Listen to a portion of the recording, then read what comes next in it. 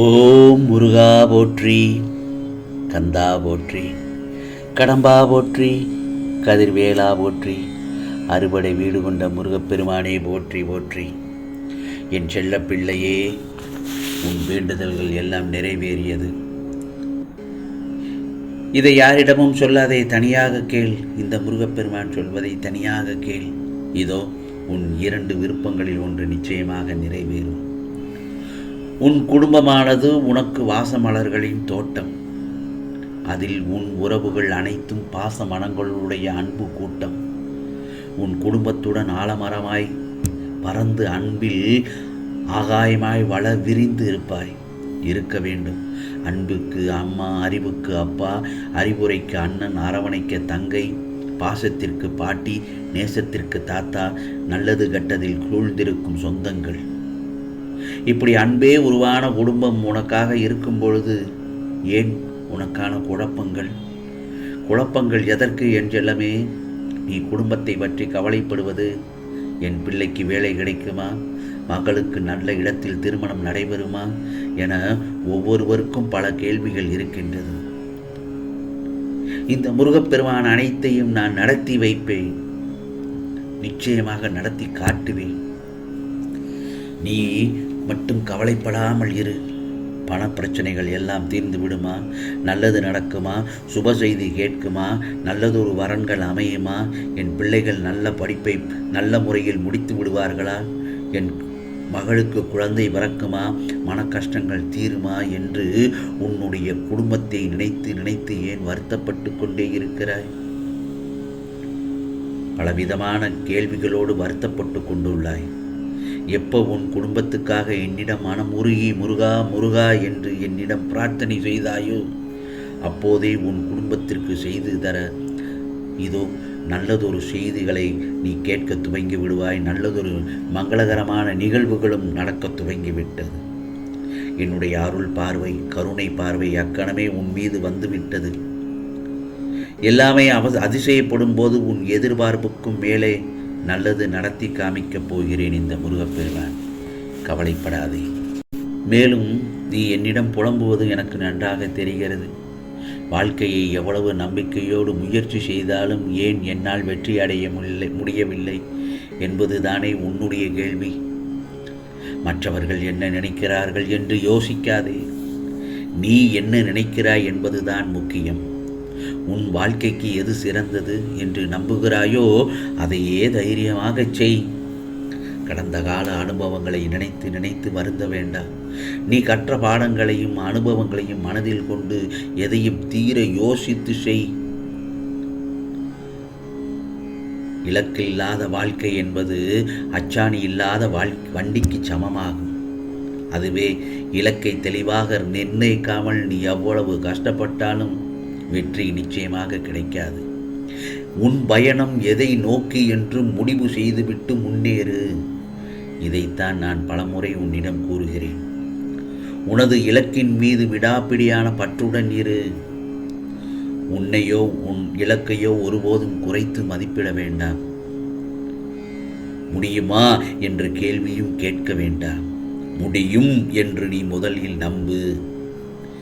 எல்லாம் தெரியும் என்ற மமதையிலும் இருக்க வேண்டாம். தெரியாது என்ற ஏக்கமும் இருக்கக்கூடாது.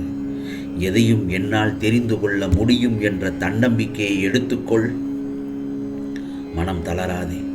போராடி ஒரு விஷயத்தை அடையும் போதுதான் வாழ்வு அர்த்தமுள்ளதாக மாறுகிறது. புரிகிறதா? போராடி ஒரு விஷயத்தை அடையும் போதுதான் உனக்கான வாழ்வு அர்த்தமுள்ளதாக மாறுகிறது. முயற்சி செய்து தவறாக போன செயல்களை அனுபவமாக எடுத்துக்கொள். தோல்வியே வெற்றிக்கு முதல் படி. வாழ்க்கையில் சிக்கல்கள் வந்துவிட்டதே என்று ஒதுங்காமல் தைரியமாக எதிர்கொள் என் செல்லமே. உனக்கான வாழ்க்கை ஆரம்பமாகிவிட்டது.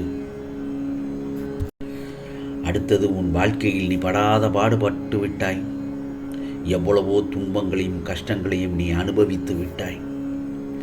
என் செல்ல பிள்ளையே, நீ வாழ பிறந்தவன். வாழ்க்கையில் உள்ள பிரச்சனைகளை தகர்த்தெடுத்து பூரணமாக வாழ வேண்டும் என்பதே இந்த முருகப்பெருமானின் விருப்பமாகும். உன் போராட்டத்திற்கும் காத்திருப்புக்கும் கஷ்டகாலத்துக்கும் இதோ முடிவு வந்துவிட்டது. நிச்சயமாக சொல்கிறேன், முடிவு வந்துவிட்டது. என் செல்லப்பிள்ளையே, உனக்கு கிடைத்த ஏமாற்றமும் ஆதங்கமும் தானே உன்னை கோபப்பட வைக்கிறது. வருத்தமும் கோபமும் எதுக்குமே தீர்வு ஆகாது. வருத்தப்படுறதுக்கும் கோபப்படுறதுக்கும் அந்த இடத்தில் எந்த ஒரு தீர்வும் ஆகவே ஆகாது. புரிகிறதா? நீ மனதில் நினைச்சிருக்கிற நல்ல விஷயத்தையும் வாழ்க்கைக்கான அடித்தளத்தையும் ஆணிவரையும் உன் முருகப்பெருமான் நல்லா புரிந்து வைத்திருக்கிறேன். உன் மனசு போனாமல் நிச்சயமாக உனக்கானதை, நீ ஆசைப்பட்டதை நிச்சயமாக நிறைவேற்றி தருவேன். உன் ஆசை யாருக்கும் கெடுதல் செய்யாமல், துன்பம் தராமல், யாரையும் அழ வைக்காதது என்ற பட்சத்தில் நிச்சயமாக உன் ஆசையை உடனடியாக நிறைவேற்றி கொடுத்து விடுவேன். புரிகிறதா? ஆனால் உன் ஆசை பிரச்சனைக்குரியதாகவோ சிக்கலாகவோ சூட்சமாகவோ இருந்ததென்றால் நிச்சயமாக இந்த முருகப்பெருமான் அதை சற்று தாமதப்படுத்தி விடுவேன். எல்லாம் சரியாகி சாந்தமடையும் நேரத்தில் உனக்கானது நிச்சயமாக உன் கைகளில் கிடைக்கும். ஆம் செல்லமே, நிச்சயமாக உன் கைகளில் அது கிடைக்கும். இந்த முருகப்பெருமான் வேண்டுதல்கள், உன்னுடைய வேண்டுதல்கள் எல்லாம் நிச்சயமாக நிறைவேறும். உனக்கான 2 விருப்பங்கள் ஒன்று நிச்சயமாக நிறைவேறும். நீ எதிர்பார்த்து காத்து கொண்டிருக்கிற மாதிரியான அழகான மாலையும் சரி, நீ வருத்தப்பட்ட வேலையும் சரி, எல்லாவற்றையும் இனிதாக நிறைவேற்றி கொடுக்கப் போகிறேன். ஆகவே எப்பொழுதும் நீ பொறுமையோடு தான் இருக்க வேண்டும், நம்பிக்கையோடு இருக்க வேண்டும். நான் செய்வதில் சற்று காலதாமதம் ஏற்படலாம், ஆனால் அதற்கு எல்லாவற்றையும் நீ சகிப்புத்தன்மையோடும் நிதானத்தோடும் கடைபிடித்தாயானால் நிச்சயமாக வாழ்க்கையில் முன்னேறி விடுவாய் என் செல்லமே.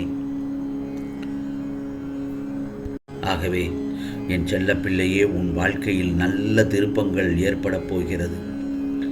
தயவு செய்து வாக்குவாதங்களில் மட்டும் ஈடுபட்டு விடாதே.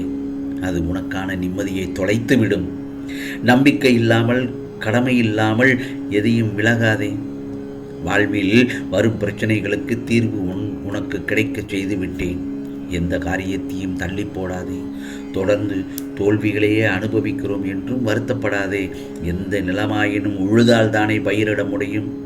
அதுபோலத்தான் வாழ்வில் நீ தடைகளை எதிர்த்து கொண்டால்தான் உனக்கான வெற்றி பெற முடியும் என் செல்லமே. வெற்றி நிச்சயமாக கிடைக்கும். இதோ உனக்கு நிச்சயமாக ஒரு திருப்பம் ஏற்பட்டு உன் வாழ்க்கையில் நீ மகிழ்ச்சி அடையப் போகிறாய். ஆம், இது முருகப்பெருமானின் அருள் வாக்கு, சத்திய வாக்கு. ஓம் சரவண பவ, ஓம் சரவண பவ, ஓம் சரவண பவ.